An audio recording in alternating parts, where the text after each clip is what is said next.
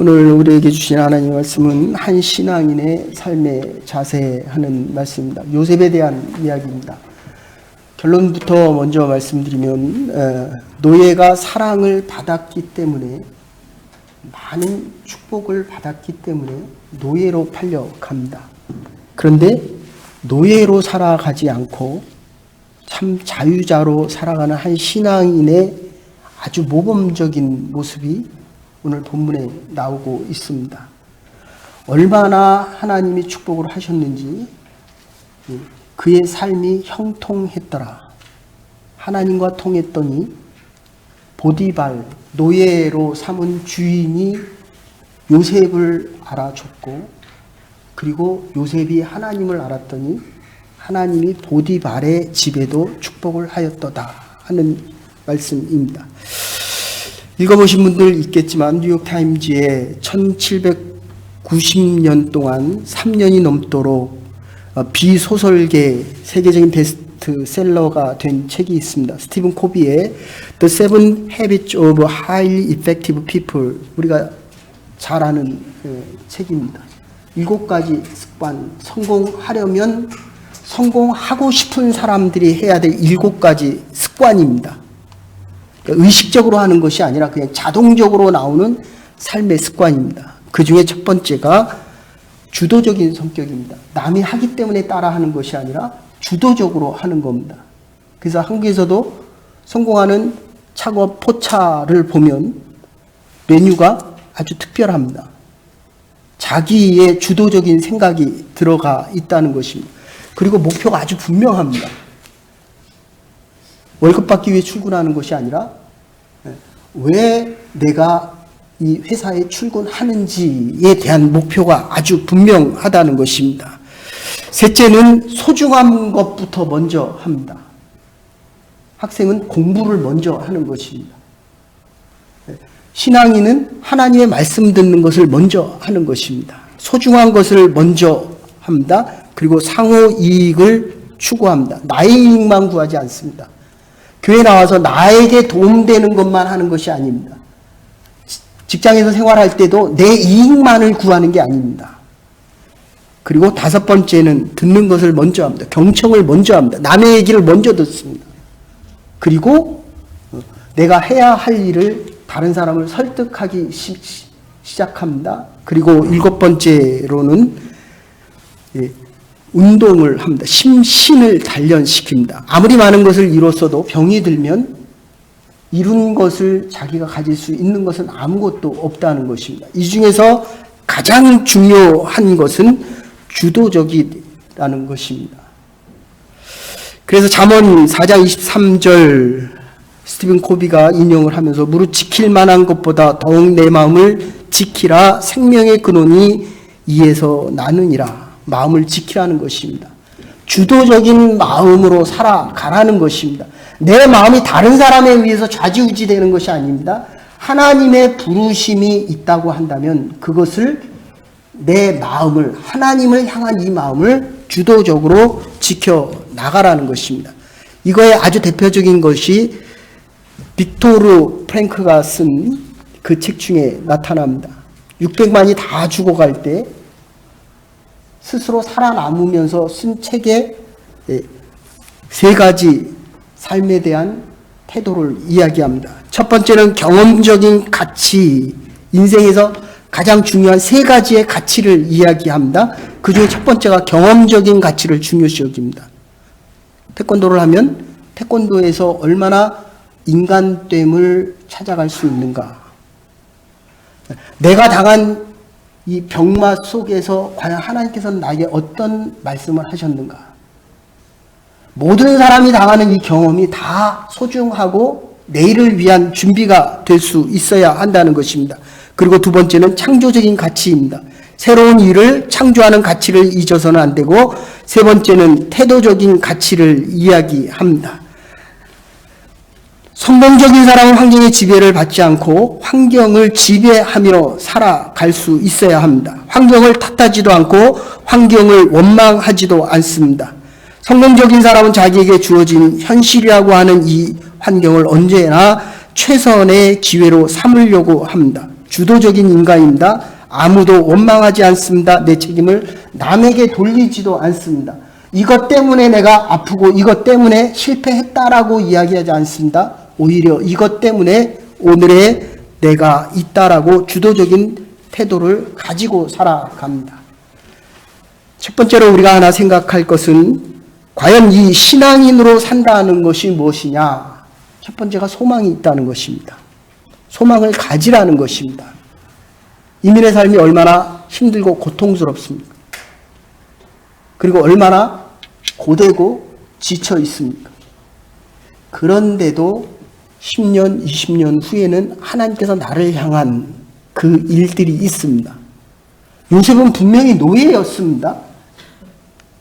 그런데 주도적인 삶의 태도와 그 안에서 믿음을 잃지 않고 하나님께서 나에게 보내셨다. 45장 5절에 보면 형제들이 찾아와서 무릎 꿇고 기도할 때 이렇게 자기 무릎 앞에 무릎을 꿇고 있을 때 하는 이야기가 그겁니다. 내가 노예로 팔렸습니다. 그러나 하나님이 나를 보내셨습니다. 당신들이 나를 노예로 팔았는데 어쩔 수 없어서 이민을 왔습니다. 어쩔 수 없어서 지금 힘들게 살아갑니다. 그러나 그것은 하나님께서 하시는 일이 있기 때문이라는 겁니다. 지금 17살의 형들에 의해서 노예로 팔려고 합니다. 모순이라고 하면 이거보다 더 모순이 없고 죄를 따지면 이거보다 더 최악의 죄가 없습니다. 그런데 요셉은 이것을 어쩔 수 없이 일어난 것이라는 이 사실에 대해서 눌리지 않고 이것을 새롭게 생각한다는 겁니다.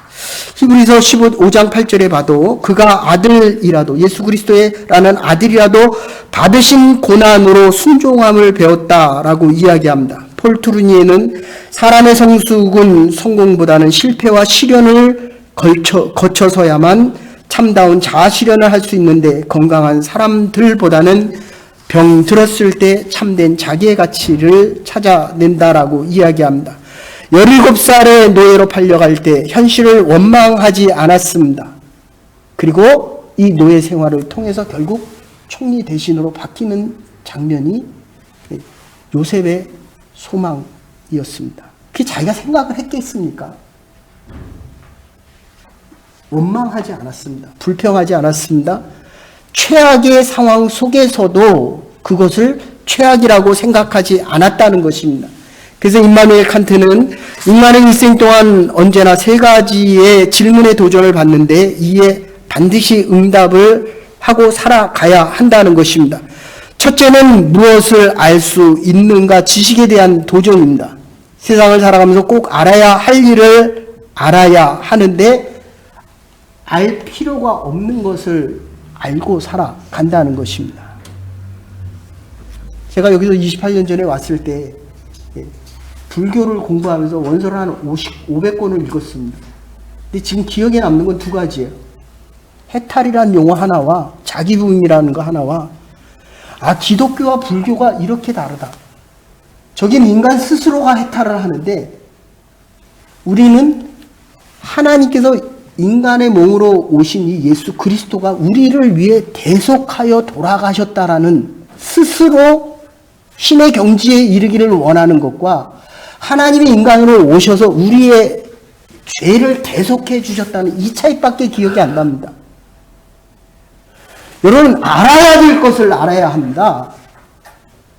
알지 말아야 될 것을 알면 그것만큼 우리의 인생은 낭비되는 것입니다. 두 번째, 이렇게 이야기합니다. 내가 무엇을 해야만 하는가? 도덕성에 대한 도전을 이야기합니다. You can do it. Because you should do it. 너는 할 수 있다는 겁니다. 왜냐하면 해야만 할 것을 해야 하기 때문이라는 것입니다. 반드시 행하여야 할 일을 해야 되는데 하지 말아야 될 일을 하니까 시간이 지나고 나면 후회하고 낙심합니다. 잊지 말아야 될 곳에 있었습니다. 하지 말아야 될 일을 했습니다. 그래서 우리는 지금도 후회하는지 모릅니다. 세 번째, 반드시 소망을 가지라고 이야기합니다. 무엇을 바라보고 살아가느냐. 너의 소망을 재정비해야 됩니다. 내 소망이 어디에 있는지 확실히 알아야 됩니다. 현실 속에서 미래적인 판단의 의미, 영원한 가치를 가질 수 있느냐 하는 것입니다. 보십시오. 욥은 분명히 노예고 확실한 노예였지만은 노예된 과거로부터 그 마음은 항상 자유로웠습니다. 그는 미움을 받았습니다. 그러나 남을 미워하지 않았습니다. 그는 있을 수 없는 엄청난 과거, 이로 인하여 억울하고 한이 맺혔습니다. 그러나 결코 한의 노예가 되지 않았습니다. 과거의 잘못의 늪에서 빨리 자유로우기 위해서 그 누구를 원망하지 않고 생각에 매여 있지 않고 억울함과 분함 속에서 한의 노예가 되지 않았다는 것입니다. 과거로부터 온전한 자유를 얻을 수 있었습니다. 그래서 요셉에 대한 미래의 문제는 소망을 가질 수 있느냐에 대한 것입니다. 인간적으로 생각해 보면 전혀 소망이 없습니다. 노예는 노예입니다. 일생 노예입니다. 노예로 죽어가는 것입니다. 그러나 요셉은 절망하지 않았고 하나님을 믿고 낙심하지 않았다는 것입니다. 하나님께서 주신 기능 가운데 우리에게 가장 소중한 기능 하나가 바로 이성이라는 겁니다. 이성은 미래를 추측할 수 있습니다. 이성적으로 판단해서 이거는 된다, 안 된다라고 하는 것을 알 수 있습니다. 우리가 지금 가게를 열심히 하면 1년 후, 2년 후, 10년 후에 이 가게가 어떻게 될 것이다 라고 생각합니다. 교회도 마찬가지입니다. 이제 우리가 제자 양육을 하고 속으로 리더를 양육합니다. 각 리더들이 있는 현장에서 전도하고 하나님의 복음을 전하기를 원합니다. 그러면 1년 후, 2년 후, 10년 후 우리의 교회가 그리고 우리의 가게가 어떨 것인가를 생각할 수 있습니다. 그러나 이 이성이 병들어버리고 이성이 타락하면, 이성이 악마의 손에 잡히면 언제나 절망적으로 판단합니다. 공부를 왜 못합니까? 해도 안 된다고 생각하는 겁니다. 왜 이렇게 어렵고 힘들고 절망하게 삽니까? 안 된다고 생각하기 때문입니다. 왜 됐습니까? 하나님의 은혜와 사랑이 있었기 때문입니다. 그런데 우리 이성으로 생각하면 안 된다고 생각합니다. 마음으로 생각하며 하나님께서 할 수 있는 믿음과 헌신의 결단을 주십니다. 새로운 소망을 주십니다. 지금은 이렇지만 하나님께서 이루실 일들을 기대할 수 있다는 것입니다. 아무리 진실해봤자 소용이 없다고 생각합니다. 이게 한국적인 상황입니다. 지금 아무리 애를 써도, 제가 몇 달 전에 친구 목사님한테 전화를 걸었는데 학벌은 대단합니다. 연대를 수석으로 졸업했고 저희 MDB 과정에서 THN 과정을 수료할 정도로 우수한 논문을 썼고 독일에서 학위를 따고 지금 서울대 앞에서 서울대 졸업생들을 중심으로 목회를 합니다. 근데 첫 마디가 그거예요. 목사님, 할 수 있는 게 아무것도 없습니다. 제가 28년 전에 한국에 있을 때만 해도 할 수 있는 게 많았거든요. 내가 그쪽 편에 들어가지 않으면 할 수 있는 게 아무것도 없습니다. 내가 그 사람과 비틀어지면 최고의 학부를 나와도 할 수 있는 게 아무것도 없다는 거예요. 절망합니다. 낙심합니다. 왜냐하면 이성적인 판단으로 그 판단이 틀린 건 틀린 겁니다. 아무리 권력과 능력을 많이 가져도 잘못된 일을 하면 그건 틀린 겁니다. 우리가 신앙과 믿음이 아무리 좋다라고 해도 하나님의 법, 율법 안에서 하지 말라는 것, 십계명과 더 나아가서 513가지와 603가지, 620가지의 일을 하지 말라고, 안식일을 거룩히 지키라. 거룩히 지켜야 됩니다. 그래서 하나님의 말씀을 배워야 됩니다. 근데 우리 이성적인 판단이 옳고 그름을, 옳은 걸 옳다라고 얘기하고 틀린 걸 틀리다라고 얘기하지 않으니까 진실해봤자 소용이 없다. 그래서 문제아들이 참 머리가 좋습니다. 미리 일생을 다 살아버렸습니다. 그래서 장가도 못 가고 취직도 못하고 아무리 해도 소용이 없다라고 생각합니다. 생활이 흐려져 있기 때문입니다. 노예로 살다가 노예로 죽어갈 뿐이라는 것입니다. 그러나 요셉은 미래를 암담하게 보지 않고 신앙적인 삶의 자세 속에서 소망을 가지고 바라봅니다. 그래서 참 신앙인이라고 하는 것은 불가능의 노예가 아닌 가능성의 소망을 가지고 살아가는 것입니다. 최선을 다하는 노예의 삶을 살아갑니다. 진실하고 정직하게 주인의 신임을 받는 노예가 됩니다. 여러분들, 이 노예로 살아갈 때 노예라는 것은 사실 도덕도 없는 것입니다. 아무리 열심히 해봤자 노예입니다. 근데 노예로 살아가지 않는다는 거예요. 근데 우리는 하나님께서 할 수 있는 시간과 능력과 기회를 줬는데도 이 이성이 잘못되고 더 나아가서 신앙이 잘못되면 미래에 대한 가능성을 아예 포기해버립니다. 근데 요셉은 그러지 않았다는 것입니다. 요셉은 이 불가능을 뛰어넘어 살아갑니다. 불가능은 노예가 노예된 생을 완벽하게 마스터할 때 요셉에게 다가왔습니다. 그는 노예임에도 불구하고 주인된 삶을 살아갔습니다. 국민학교를 졸업하지도 않고 대학으로 뛰어넘어 대학생을 살아가겠다라는 것은 참 어리석은 이야기입니다. 여러분, 우리 인생 속에 우등생이 되어야 한다는 생각을 한다면 현실을 아주 중요한 기회로 사용해서 현실 안에서는 최선의 우등생적인 삶을 살아갈 수 있어야 한다는 것입니다. 있는 처지에서 최선을 다하여야 하나님의 뜻과 하나님의 소망을 찾아낼 수 있다는 것입니다. 제가 여기 오기 전에 한국에서 대기업의 이사로 일하시는 분, 그런데 그분이 서울의 최고의 대학을 나왔기 때문에, 그리고 능력이 뛰어나서 굉장히 빨리 출세해서 대기업의 이사를 젊은 나이에 다셨습니다. 근데 IMF 때문에 거기서 쫓겨났습니다. 그리고 만났는데 그분이 그러시더라고요. 목사님, 이제 참 내 인생이 끝났습니다. 할 수 있는 게 아무것도 없습니다. 그럴 때 그냥 제 마음속에 들고 나가기 전에 기도하고 그 마음이 있었습니다. 그래도 하나님이 살아계시면 우리가 할 수 있는 일이 있지 않습니까?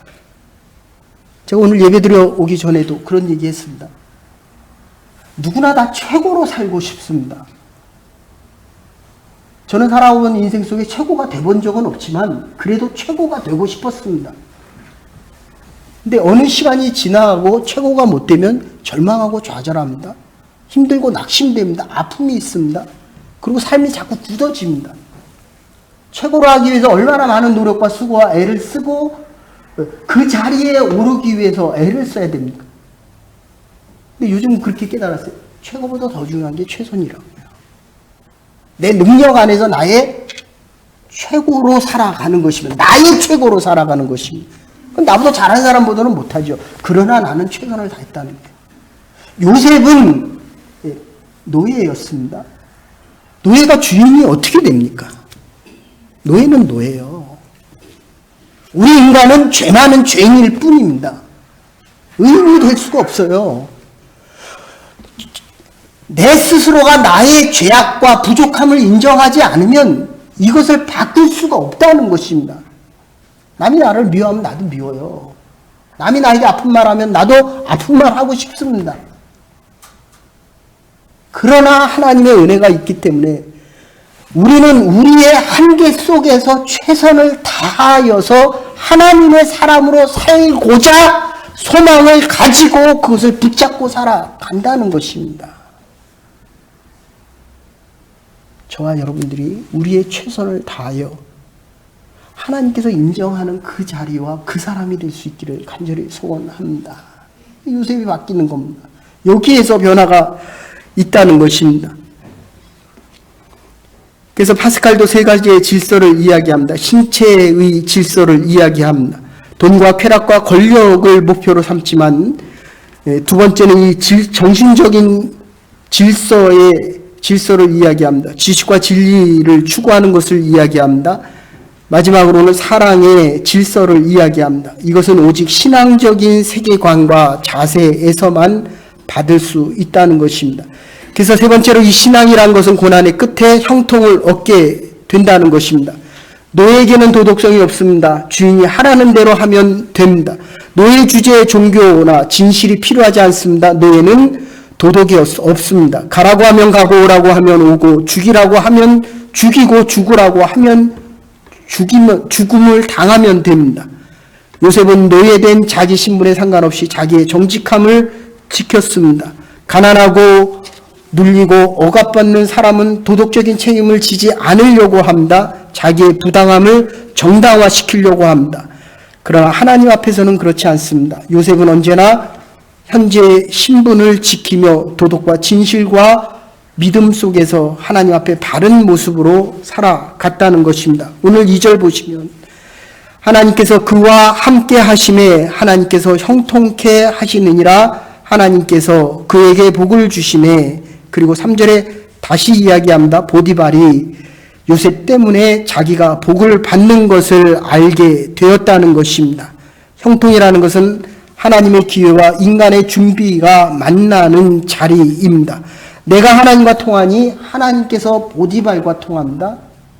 요셉이 보디발과 통하니 하나님의 형통된 그 축복을 받게 되었다는 것입니다. 요셉은 신앙으로 모든 것을 극복하였습니다. 온유하고 충성하고 최선을 다하는 사람이었습니다. 노예 생활하면서도 항상 자유로웠습니다. 무서워서가 아니라 신앙적인 인격으로 주도적으로 그리고 창조적으로 살았습니다. 그래서 하나님께서 그를 통하여 역사하십니다. 아까도 말씀드린 대로 창세기 45장 5절 보시면 당신들이 나를 판 것이 아니라 우리 가정을 위하여 하나님께서 나를 먼저 이리로 보내셨도다 라고 이야기합니다. 여기에 요셉의 성공의 비결이 있습니다. 몸은 노예였지만 결코 노예의 삶을 살아가지 않았습니다. 미래의 꿈을 가지고 인생을 살아갑니다. 트루만 카포트가 꿈꾸지 않는 인간은 땀 흘리지 않는 사람과 같다. 그런 사람은 많은 독을 쌓을 뿐이라고 이야기합니다.